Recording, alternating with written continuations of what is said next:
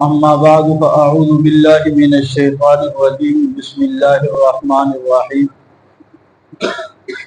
لقد من اللہ علی المؤمنین اذ بعث فیہم رسولا صدق اللہ العظیم۔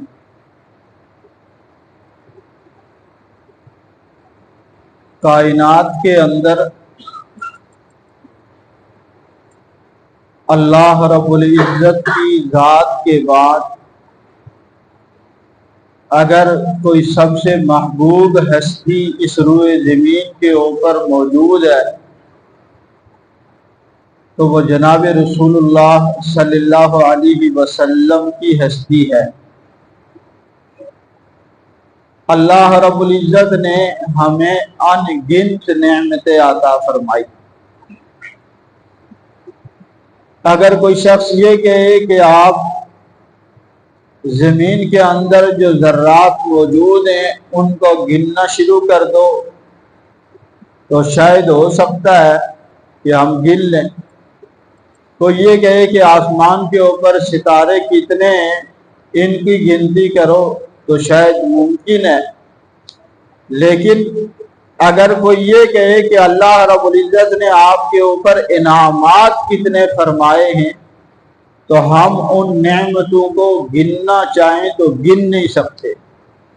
اور یہ بات اللہ رب العزت نے قرآن مجید میں ارشاد فرمائی ہے وَإِن تَعُدُّوا نِعْمَةَ اللَّهِ لَا تُحْصُوهَا، اگر تم اللہ کی نعمتوں کو گننا چاہو تو گن نہیں سکتے۔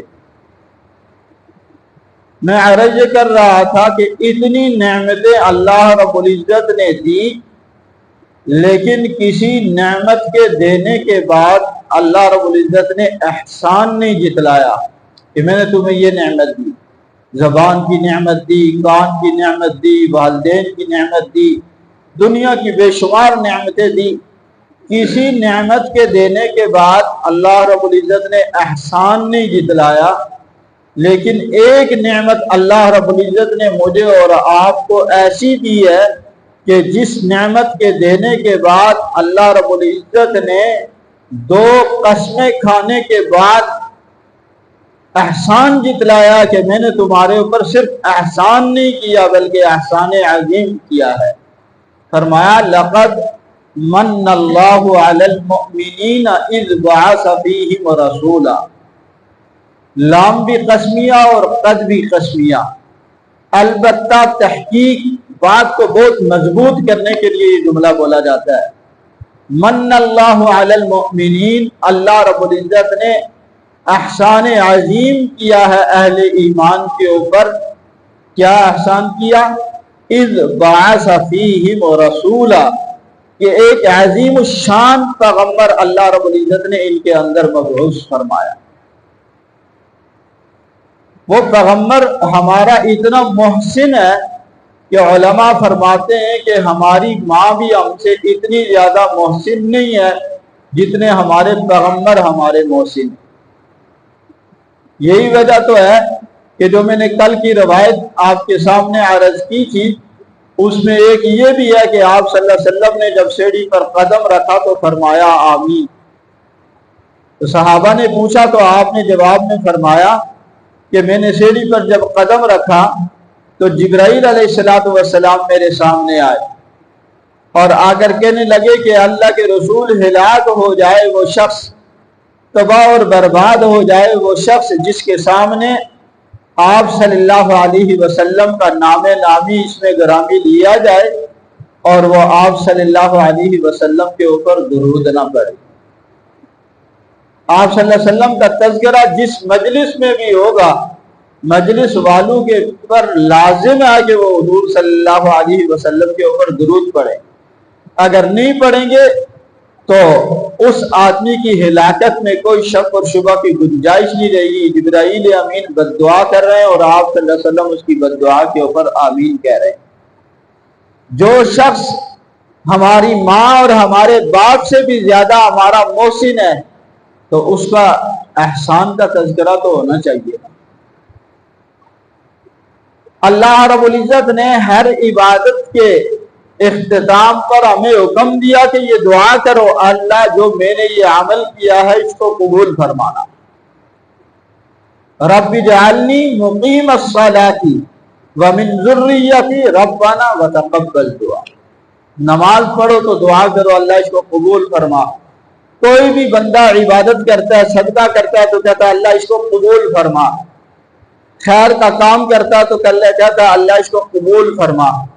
لیکن فرمایا بتاؤں میں آپ کو ایک ایسی عبادت جس کی قبولیت کے لیے آپ کو دعا کرنے کی ضرورت نہیں، وہ عمل جو ہی شروع ہو جاتا ہے اللہ رب العزت اس کو پہلے سے قبول کر لیتے ہیں۔ اور فرمایا کہ وہ عبادت اور وہ عمل درود شریف پڑھنا ہے۔ آپ صلی اللہ علیہ وسلم پر جب بندہ درود پڑھتا ہے یہ وہ عمل ہے جو اللہ رب العزت کے ہاں مقبول ہے، اس کے لیے دعا کرنے کی ضرورت نہیں، اللہ میں نے درود پڑھا اس کو تو اپنی بارگاہ میں قبول فرما دیجیے۔ اس لیے کہ اللہ رب العزت نے ہمیں خود درود پڑھنے کا حکم دیا، ان اللہ و ملائکتہ یصلون علی النبی، بے شک اللہ رب العزت اور اس کے فرشتے پیغمبر پر درود بھیجتے ہیں۔ یا ایھا الذین آمنوا صلوا علیہ وسلموا تسلیما، اے ایمان والو تم بھی پیغمبر صلی اللہ علیہ وسلم کے اوپر درود بھیجو۔ اللہ رب العزت کے درود بھیجنے کا مقصد یہ نہیں کہ اللہ پیغمبر پر یہ دعا کرتا کہ اس پر رحمت نازل فرما، بلکہ اللہ رحمت نازل فرما دیتا ہے۔ فرشتوں کے درود پڑھنے کا مطلب الگ ہے اور انسانوں کے درود پڑھنے کا مطلب الگ ہے۔ ہم یہ دعا کرتے ہیں اللہ رحمت کاملہ نازل فرما آپ صلی اللہ علیہ وسلم کے اوپر۔ تو جس درود والا جو عمل ہے جو اللہ رب العزت خود کر رہا ہے، اپنے فرشتوں کو حکم دے رہا ہے، اور فرشتوں کے ساتھ ساتھ مجھے اور آپ کو بھی حکم دے رہا ہے، یا ایھا الذین آمنوا صلوا علیہ، اے ایمان والو تم بھی پیغمبر صلی اللہ علیہ وسلم کے اوپر درود پڑھو۔ بلکہ علماء نے تو یہاں تک لکھا ہے کہ جس آدمی کی دعا قبول نہ ہوتی ہو اس کو چاہیے کہ وہ اپنی دعا کے شروع میں بھی اور آخر میں بھی درود پڑھے، اور درمیان میں جو مانگنے آپ مانگے۔ شروع کا درود بھی آسمان پر اٹھایا جاتا ہے، آخر کا درود بھی آسمان پر اٹھایا جاتا ہے، اور اللہ رب العزت ایسا نہیں کرتا کہ شروع اور آخر کی چیز کو آسمانوں پر اٹھا کر لے جائے اور درمیان میں جو کچھ آپ نے مانگا ہے اس کو چھوڑ دے۔ اگر اپنی دعائیں قبول کروانی ہے تو ان دعاؤں میں درود شریف کا اہتمام کریں۔ آپ نے دیکھا ہوگا کہ جو شخص بھی دعا کرتا ہے وہ سب سے پہلے کیا کہتا ہے؟ الحمدللہ رب العالمین والعاقبۃ للمتقین والصلاۃ والسلام علی رسولہ الکریم۔ سب سے پہلے اللہ رب العزت کی حمد و ثنا، اور پھر اس کے بعد حضور صلی اللہ علیہ وسلم کے اوپر صلاۃ و سلام، پھر باقی دعائیں مانگتا ہے، اور آخر میں کیا کہتا ہے؟ صلی اللہ تعالی علی خیر خلقہ محمد، اللہ رب العزت درود نازل فرمائے جو مخلوق میں سب سے بہتر محمد صلی اللہ علیہ وسلم ہیں ان کے اوپر۔ سبحان ربک رب العزت عما یصفون وسلام علی المرسلین۔ اللہ کی حمد بیان کرنے کے بعد پھر درود شریف۔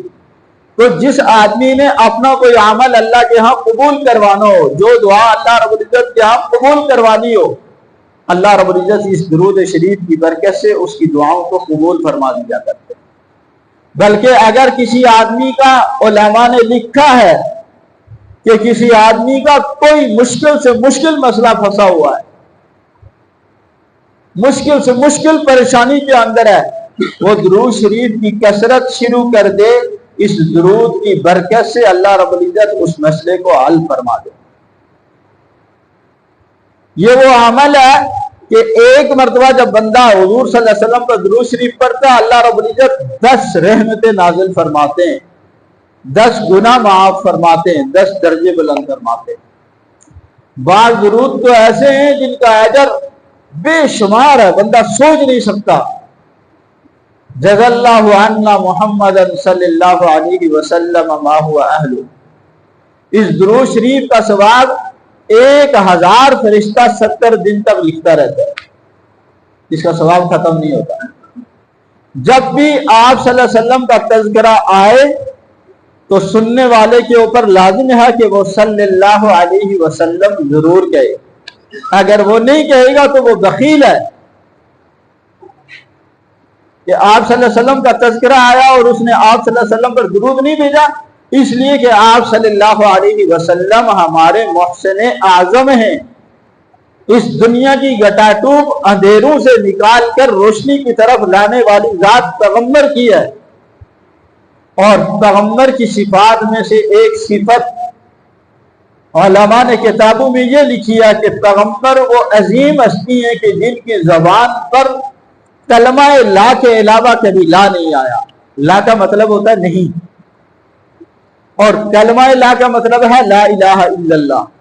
آپ صلی اللہ علیہ وسلم کی زبان کے اوپر اس لا الہ الا اللہ کے علاوہ کبھی لا نہیں آیا. یعنی آپ نے کبھی کسی کو یہ نہیں کہا کہ میں تیرا یہ مسئلہ حل نہیں کر سکتا. وہ پیغمبر جنہوں نے دنیا میں بھی ہمارے لیے انتھک محنتیں کی، انتھک ہمیشہ اپنی امت کے لیے دعا کرتے رہے، اپنی امت کو ہر موقع پر یاد رکھا. ایک موقع ایسا بھی آیا اللہ رب العزت نے آپ کو اپنے پاس بلایا، معراج کے سفر میں آسمانوں پر تشریف لے گئے. اللہ رب العزت کی حضور صلی اللہ علیہ وسلم سے ملاقات ہوئی، آپس میں ایک کلام کیا. اللہ رب العزت نے پوچھا اے میرے نبی تو میرے لیے کیا لایا ہے؟ تو آپ صلی اللہ علیہ وسلم نے فرمایا میں پتہ کیا لایا؟ التحیات للہ والصلوات والطیبات. میں اپنی تمام مالی عبادتیں، قولی عبادتیں، بدنی عبادتیں ساری اللہ تیرے لیے کر کے آیا ہوں. آج تک کسی اور کے لیے میں نے عبادت نہیں کی. اللہ رب العزت نے جواب میں کیا فرمایا؟ السلام علیکہ ایھا النبی ورحمۃ اللہ وبرکاتہ. سلامتی ہو آپ پر اے نبی جی، اللہ کی رحمتیں ہوں اور اس کی برکتیں ہوں. اللہ رب العزت نے جواب میں آپ پر سلام پیش کیا. تو اس موقع پر بھی حضور صلی اللہ علیہ وسلم ہمیں نہیں بولے، فوراً فرمایا السلام علینا وعلی عباد اللہ الصالحین. اللہ میری امت کے نیک بندوں کے اوپر بھی سلامتی نازل کر. ایک مرتبہ آپ کے ایک بیٹے ابراہیم کا انتقال ہو گیا. آپ صلی اللہ علیہ وسلم بہت غمزدہ تھے. حضرت خدیجہ رضی اللہ تعالیٰ عنہ نے فرمایا اللہ کے رسول آپ نے مجھے کہا تھا کہ اللہ نے مجھے ایک دعا کا اختیار دیا ہے. فرمایا کہ ایک دعا پیغمبر آپ ایسی کر سکتے ہیں کہ وہ دعا آپ کریں گے میں اس کو فوراً قبول کروں گا.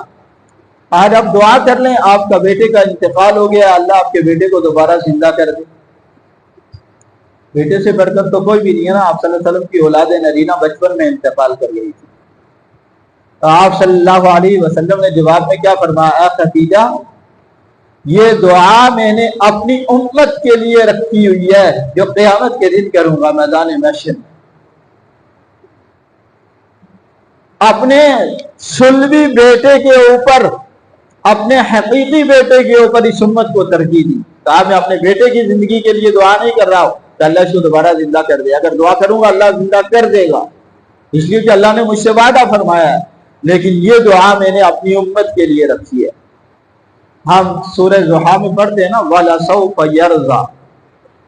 اے پیغمبر ہم آپ کو عنقریب اتنا عطا کریں گے کہ آپ راضی ہو جائیں گے. تو کسی نے آپ صلی اللہ علیہ وسلم سے پوچھا کہ اللہ کے رسول آپ کیسے راضی ہوں گے؟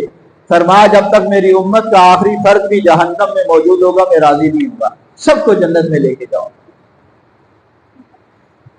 جو نبی ہمارا حوض کوثر کے اوپر اپنے ہاتھوں سے ہمیں پانی پلائے گا، جو مقام محمود کے اوپر ہماری شفاعت کرے گا، جس نے دنیا میں کبھی زبان کے اوپر کلمہ لا نہیں لایا، اس سے بڑا محسن کوئی دنیا کے اندر ہو سکتا ہے؟ ہم اپنے والد کو کہتے ہیں یہ چیز لے کر دے دینا. کبھی کبھی والد موڈ میں نہیں ہوتا، کہتا جاؤ میں نہیں دے کے دیتا. امی سے کہتے ہیں امی پلیز یہ چیز ہمیں دے دینا. امی کہتی ہے جاؤ میں نہیں دیتی. لیکن پیغمبر کی زبان پر کبھی لا نہیں آیا. اتنا بڑا محسن، کیا ہمارا حق یہ نہیں بنتا کہ ہم اس کے اوپر درود پڑھیں، کثرت کے ساتھ درود پڑھیں؟ بلکہ علماء نے لکھا ہے کہ کم از کم 300 مرتبہ تو ہمیں حضور صلی اللہ علیہ وسلم پر روزانہ درود پڑھنا چاہیے. اور جو شخص 300 مرتبہ روزانہ درود پڑھتا ہے سمجھ لو وہ کثرت سے درود پڑھنے والوں میں شامل ہوتا ہے. اور جو شخص یہ مجربات میں لکھا ہے ہمارے اکابر نے کہ جس آدمی کا کوئی بھی مسئلہ چھپا ہوا ہو، چاہے مالی معاملات ہوں، رزق کی پریشانی ہو، کوئی اور بیماری ہو، 1000 مرتبہ روزانہ درود شریف کا معمول بنا لے، 1 مہینے کے اندر اندر اس کا مشکل سے مشکل مسئلہ اللہ رب العزت حل فرما دے۔ 100 مرتبہ تو ہمارے صوفیاء نے لازم بھی کیا کہ صبح درود 100 مرتبہ پڑھے، 100 مرتبہ شام کو پڑھے۔ اب درود شریف اگر ہم درود ابراہیمی نہیں پڑھ سکتے تو مختصر ترین درود پڑھ سکتے ہیں، صلی اللہ علیہ وسلم بھی پڑھ سکتے ہیں، صلی اللہ علی النبی بھی پڑھ سکتے ہیں، اللہم صلی علی سیدنا محمد وعلی آل سیدنا محمد وبارک وسلم، یہ بھی پڑھ سکتے ہیں۔ مختصر سے مختصر درود بھی موجود ہے، لیکن ہماری زندگی کا کوئی دن اور کوئی رات ایسی نہ گزرے کہ ہم اپنے پیغمبر پر ہم نے درود نہ بھیجا ہو۔ حدیث میں آتا ہے، آپ صلی اللہ علیہ وسلم نے فرمایا اللہ رب العزت نے فرشتوں کی ایک بہت بڑی جماعت زمین کے اوپر بھیجی ہوئی ہے، وہ پوری روئے زمین پر پھیلی ہوئی ہے، اور اس جماعت کی قوت سماعت بہت مضبوط ہے۔ روئے زمین پر کوئی آدمی جس جگہ کے اوپر حضور صلی اللہ علیہ وسلم کے اوپر درود شریف پڑھتا ہے، وہ فوراً سنتے اور سن کر جا کر حضور صلی اللہ علیہ وسلم کے پاس نام لے کر پیش کرتے ہیں کہ فلاں جگہ سے فلاں ابن فلاں نے آپ پر درود بھیجا ہے۔ اور جو آدمی روضہ رسول کے اوپر جا کر حضور صلی اللہ علیہ وسلم کے اوپر درود پڑھتا ہے، آپ صلی اللہ علیہ وسلم خود اس درود کو سنتے ہیں اور اس کا جواب دیتے ہیں، کیونکہ ہمارا یہ ایمان ہے اور عقیدہ ہے کہ آپ صلی اللہ علیہ وسلم اپنی قبر مبارک کے اندر حیات اور زندہ ہیں۔